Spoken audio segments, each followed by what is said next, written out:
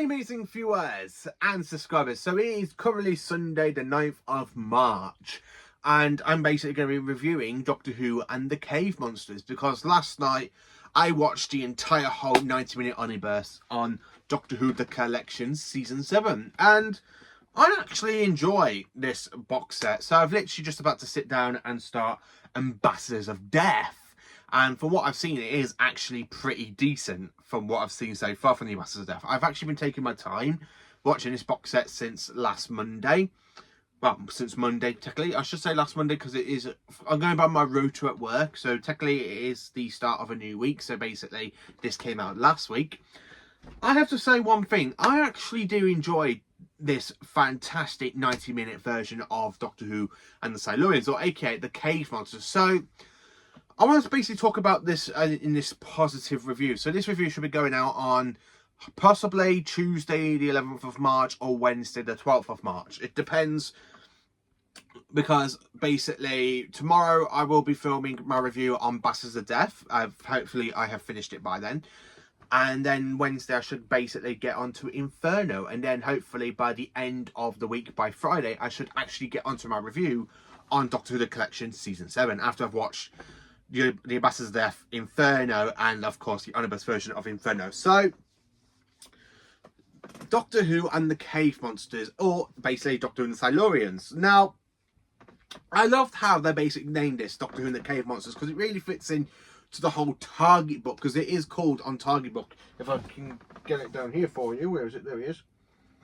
So on the Target book is actually called Doctor Who and the Cave Monsters. So the omnibus version, I really think it really takes the narration of basically the story. So it is Doctor Who and the Silurians, but it was called the Cave Monsters on the Target book. So I do think that kind of took it from the Target book point of view. Now, when I was watching this, I noticed some scenes have been cut to make it 90 minutes. And again, as much as I do love this story, because there are some great stuff, like when the third Doctor goes into the cottage where the professor is, and he's there and he finds out he's dead, and he goes, "Hello, are you a Silurian?" I just love Pertwee's speech. "Unless your Silurians tell us what you want, the humans will destroy you." The omnibus version, you can tell what stuff has been cut. I have to say that. I'm not saying what in case you haven't watched the omnibus version, but there are certain things that do make it look like, oh yeah, they have cut this scene, oh yeah, they cut that scene. They have tried to make it 90 minutes. So, does it needed an omnibus version? Not really, because I really think Doctor Who and the Silurians is fine the way it is. I really do enjoy the story. Yes, it is a little bit too long, but I find that with some stories from the 60s, where I really find it like a bit too long in some stories.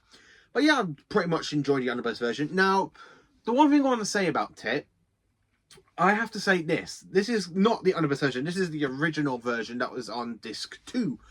I love the fact how they basically put the trailer for the Ambassadors of Death at the end of it. Now, I don't know if they've actually done it for the omnibus version, because I basically got to the credits and then I have took the disc out so I can quickly get onto the Ambassadors of Death. But that trailer for the Ambassadors of Death for 1970 TV, that is absolutely a flipping amazing trailer, and I absolutely love it. So the one thing I want to say about the omnibus version, it definitely works one way. Now, I understand if you're trying to get a newcomer into Doctor Who, and of course after basically showing the colorization of the War Games, and of course releasing Doctor Who The Collection like 3 months later, of course they're going to go, "Oh my god, that's John Pertwee, we've just seen the regeneration for that, let's go and watch it." And they go and buy it. And then when they say, look, oh, it's an omnibus version for the same story, let's see, because there are some people out there with really bad attention span, and sitting through 7 episodes, some people will probably get a little bit bored. They go and drivel off and go to do their own sort of thing. But for me, I actually did enjoy both versions. I actually prefer the original version. The 7-parter is honestly fine for me. As PaulWho, it is honestly fine for me. It is a brilliant, brilliant story. I do love it. I mean, I love the fact I've literally completed the whole season once again, not only on Blu-ray, but on the same week I've completed it on the Region 1 DVDs, which is like the American and Canada releases. I'm like, yeah, I've completed season 7 and it's just come out on Blu-ray. I'm over the moon. I honestly am just flat out over the moon about that. But The omnibus version, it is okay. It is pretty good. I mean, I don't want to literally go, oh yeah, it's the amazing piece of Doctor Who omnibus. No, it isn't. I really do prefer the 7-parter because when I was watching the omnibus version, I noticed some scenes have been cut. Now, I'm recently in the middle of watching season 7, and of course, I've also started watching Blake 7. So when I was watching the story, either the original version or basically the omnibus version, I noticed Paul Darrow, who basically does star in Blake 7, and of course he played what's his name in, I forgot his character's name in Time Lash. It's been a while since I've watched Time Lash. Yeah, it's been a very long while. But Paul Darrow is actually in this episode, and I didn't notice it was Paul Darrow. I'm like, that's Paul Darrow. He's in Blake 7 because I've just finished watching episode 1 of Blake 7 last night before I basically watched the omnibus version of, because I'm kind of in between watching Blake 7 and Doctor Who The Collection season 7, so I am kind of tossing and turning in between these two seasons of 2 BBC shows. So I'm actually quite enjoying Blake 7. Just a little bit of a nod. So thank you to everybody who recommended me to watch Blake 7. I'm actually enjoying it. I've watched the first episode and I'm actually enjoying it. It's really great. I cannot wait to join the second, well, basically to start watching the second episode later on tonight. Hopefully I can do my review on episodes 1 and 2 by Thursday night. Hopefully, touch wood. I'm not 100% certain. But that might come out basically at some point in the next week, my review on Blake 7 episode 1 and 2. But yeah, the omnibus version, it is brilliant. I do quite enjoy it, but it's not the best version, I have to say. It really ain't the best version. I don't really want to say too much in case no one has basically picked up the season yet. If you haven't picked up this season, why the hell not? It is one of the best seasons from 70s Doctor Who, and it is John Pertwee's second best season in my eye. Now, I do love the box set.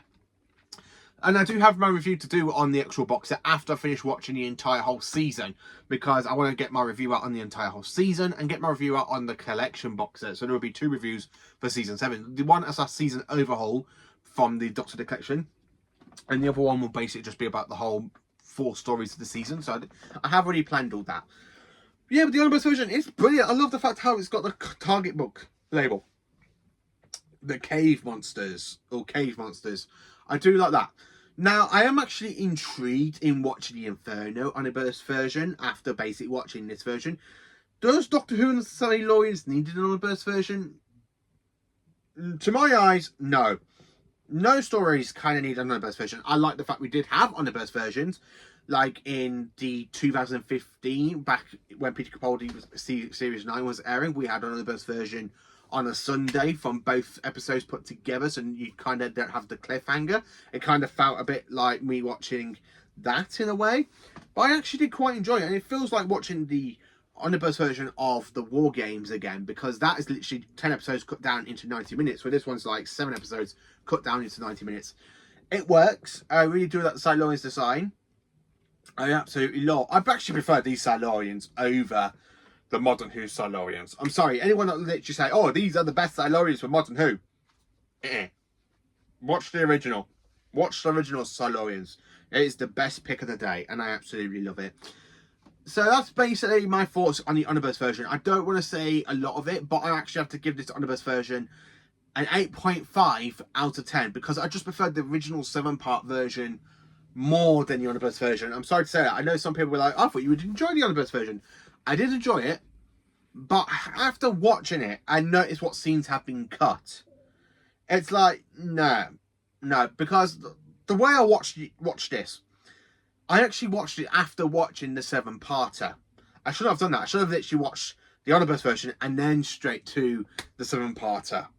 But I kind of did it the opposite way. I literally watched these all in disc order. So disc 1 was Spare from Space, disc 2 was Dr. Silurians, then the omnibus version. And then, of course, disc 4, sorry, is Ambassadors of Death, which I cannot wait to join and start watching, because it does look pretty good. I do love the trailer. And then, of course, we have Inferno on disc 5 and disc 6. So I'm quite looking forward to watching Inferno on Blu-ray.